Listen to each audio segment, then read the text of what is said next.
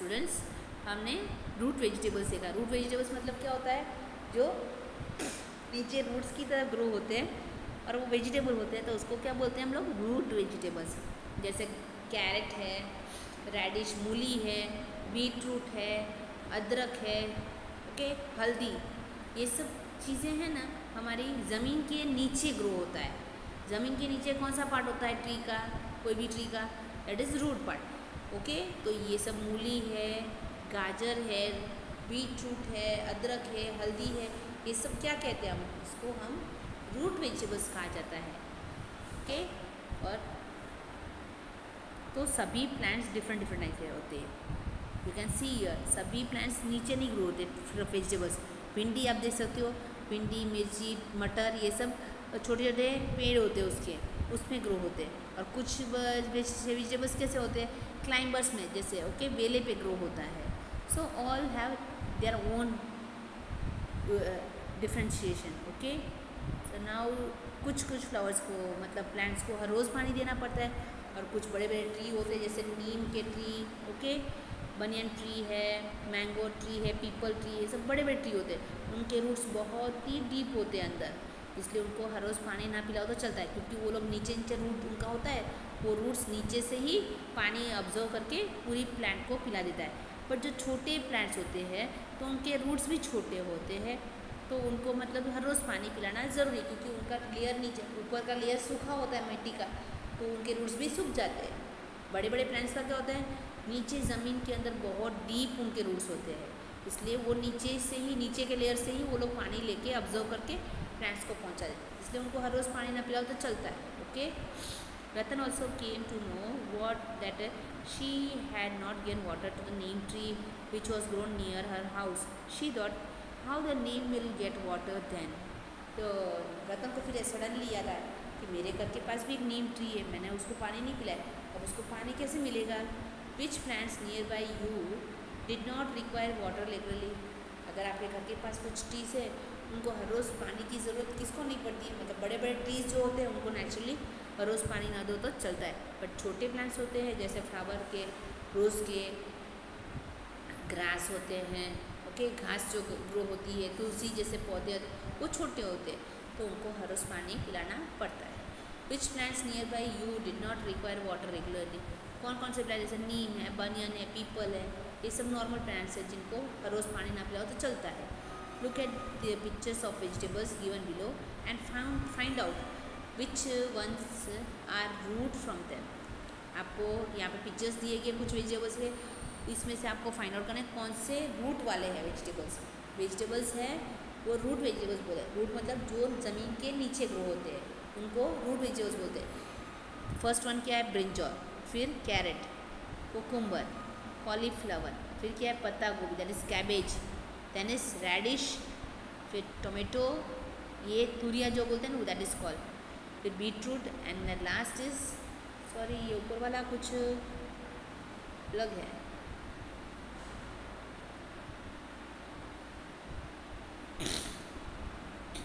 पत्ता गोभी नीचे है। So first is brinjal, brinjal root vegetable नहीं है, वो पेड़ के ऊपर ग्रो होता है। Second is carrot, yes carrot is a root vegetable, वो ज़मीन के नीचे ग्रो होता है।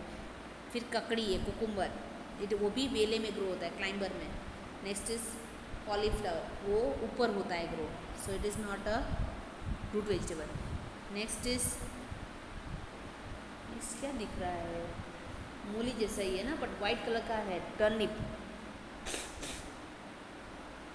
This is also kind of root vegetable, I think so. Next is radish, मूली, मूली में भी आपने देखा होगा नीचे मूल रूट्स जैसे दिखता है, it is a root vegetable. Then is tomato, नहीं टोमेटो भी पेड़ के ऊपर ही ग्रो होता है। द नेक्स्ट इज ककड़ी जैसे ही है, okay, but it grows on the climber, so it is not a root vegetable. फिर beetroot, yes it is a root vegetable. Then comes cabbage, पत्ता गोभी, वो ऊपर ग्रो होता है, नीचे नहीं ग्रो होता है, रूट के ज़मीन के अंदर नहीं होता है, so it is also not a root vegetable. Ratan would have many questions about plants now, अब उसके दिमाग में बहुत सारे क्वेश्चंस आए, कुछ नीचे ग्रो होते हैं, कुछ ट्रीज़ को पानी चाहिए, कुछ ट्रीज़ को पानी रेगुलर देना पड़ता है, किसी को नहीं चाहिए, ये सब क्या है, okay. She saw the plants growing out from the wall of the school, उसने देखा दीवार पे वॉल पे भी चढ़ने वाले प्लांट्स कोई है। She was surprise, she thought ये कैसे ग्रो हो सकते दीवारों पे, हमने तो मोस्टली प्लांट्स को ज़मीन के नीचे ग्रो होते हुए देखा है ना, ये तो मिट्टी मतलब दीवार पे चढ़ रहा है, यहाँ ना तो सॉइल है, मिट्टी है, रूट्स भी नहीं है, कैसे ये चल रहा होगा। How deep the roots of this plants grow, how will the roots get water, अब इनको कैसे पानी मिलेगा रूट्स को, और ये कैसे इनके रूट्स ग्रो होंगे, ये प्लांट कैसे, how big this tree will, ये कितना बड़ा होता जाएगा, what would happen if to this wall, फिर ये दीवार को क्या हो जाएगा। Can you tell the name of the plant in the picture. अब have you seen a plant growing out from the crack of the walls like this. हाँ, दीवारों से भी ग्रो होने वाले बहुत सारे प्लांट होते हैं, जैसे पीपल है, ओके, बनियन ट्री है, बनियन है, वो सब दीवारों की ऊपर भी ग्रो हो जाते हैं। Ratan have seen a huge tree fallen down at the edge of a field.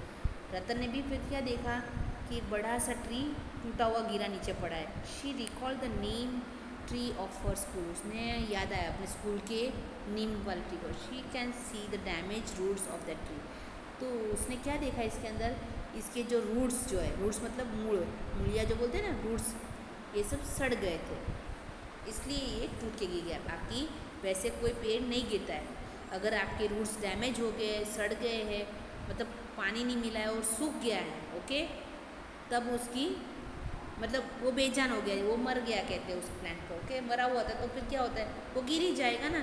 हाँ, अगर आप किसी प्लांट को हर रोज़ पानी पिलाते हो, केयर करते हो, तो ग्रीन होता है, तो वो उसकी ग्रिप भी रहती है, तो वो नहीं गिरता है, ओके। आपने देखा होगा बहुत कभी कभी आंधी तूफान होता है तो पेड़ तो वैसे के वैसे रहता है ना, क्यों, बिकॉज वो जिंदा है, उसकी रूट्स बहुत स्ट्रांग है, ओके, इसलिए उसकी पकड़ अच्छी रहती है, तो वो नहीं गिरते जल्दी से। बट जिसके रूट्स सड़ गए हैं तो फिर क्या होता है, सड़ गए होते तो फिर क्या होता है, वो मर गया है, प्लांट बेजान है, तो उसकी ग्रिप नहीं होती है, सूख जाता है, तो फिर वो भी वीक बन जाता है। Has somebody pulled out this tree और इट फेल डाउन इटसेल्फ, आपने देखा है इतना बड़ा पेड़ कोई उखाड़ सकता है, नो, हम नहीं कर सकते, बहुत स्ट्रांग होते हैं उसके roots. It did it fell down itself, हाँ, ये अगर नीचे के रूट्स सड़ जाते हैं तो प्लांट्स अपने आप ही नीचे गिर जाता है। How old would this tree be, ये बहुत ही पुराना तो होगा।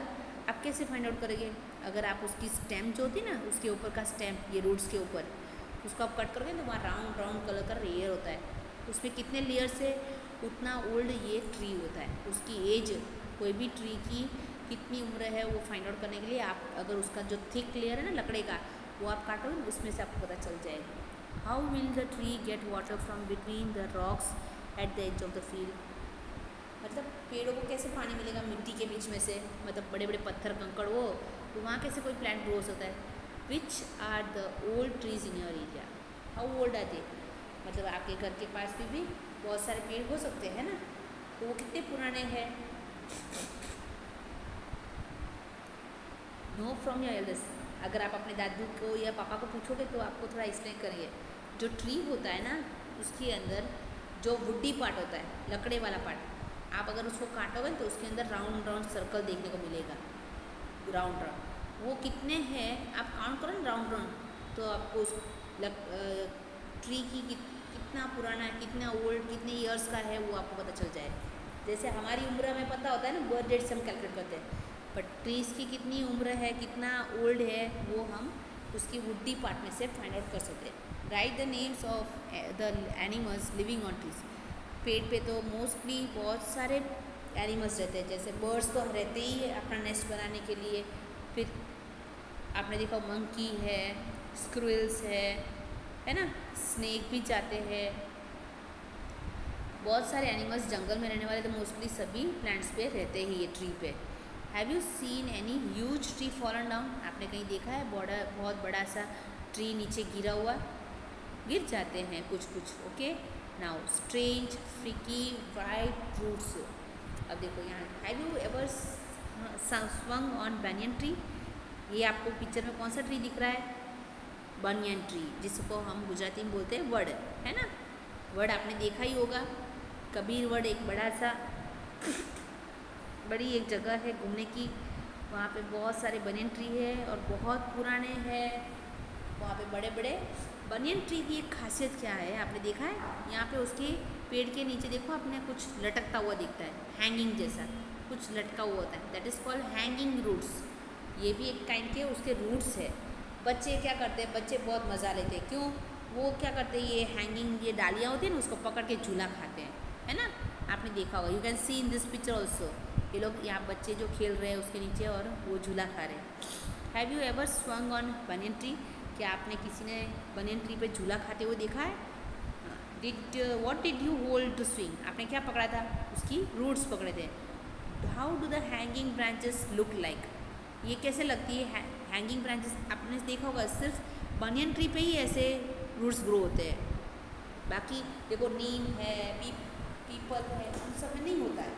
सो that is somewhat different plant है। How the hanging branches look like, कैसे लगती है, जैसे डालियाँ हों ऐसे। It is the root of the banyan tree, ये क्या है, ये बनियन ट्री के रूट्स है।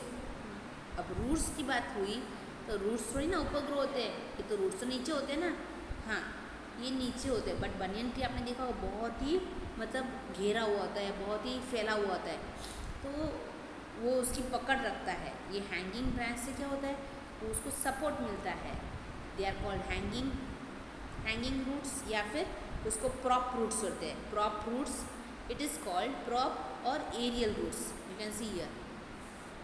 It grows from the branches, ये सब बड़ी बड़ी डालियाँ होती है ना, वहाँ से grow and touches the ground, और फिर ये ज़मीन को टच करता है।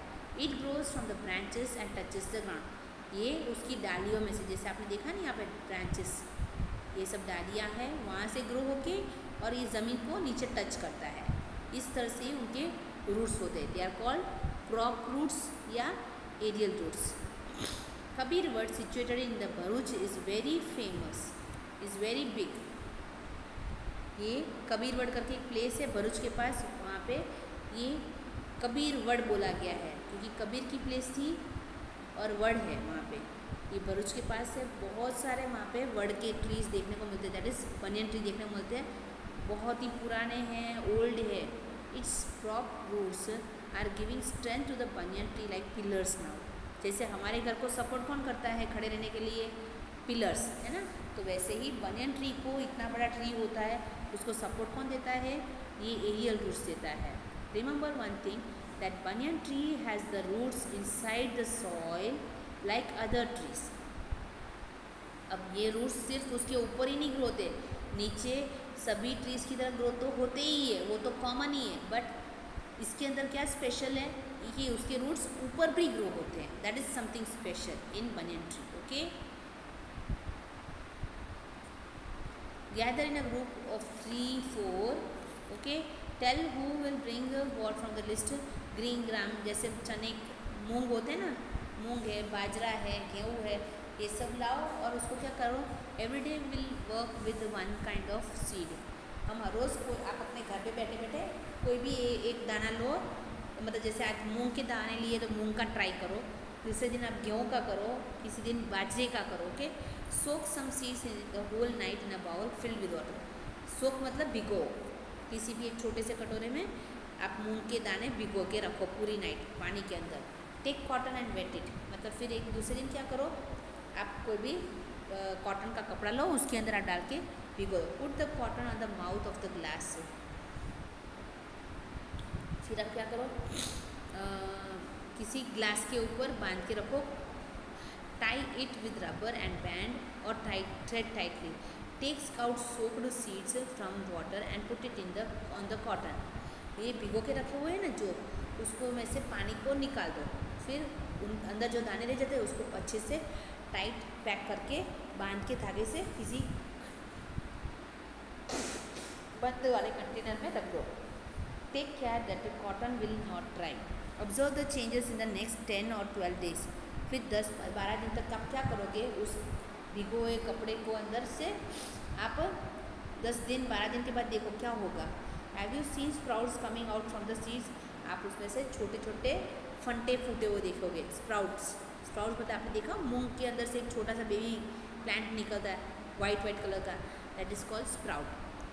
How are the germinating seeds are look on the 4th and 8th day, draw this picture. अब 4 दिन होने के बाद आप देखो कितना दिखता है बेबी प्लांट, उसको हम बेबी प्लांट बोलते हैं। जो जर्मिनेशन मतलब जो प्लांट सीड में से प्लांट ग्रो होता है, that is called germination. Okay, आप हायर स्टैंड में इसके बारे में डीपली पढ़ोगे। जो भी कोई दाना होता है मूंग का, उसमें से छोटा सा प्लांट जो होता है डेवलप, उसको बोलते हैं जर्मिनेशन। 4 दिन तक देखो किसी दाने को, फिर उसी सीड को 10 दिन के बाद देखो, यू कैन फाइंड डिफरेंस। वो बड़ा हो जाता है, ग्रो होने लगता है। ओके।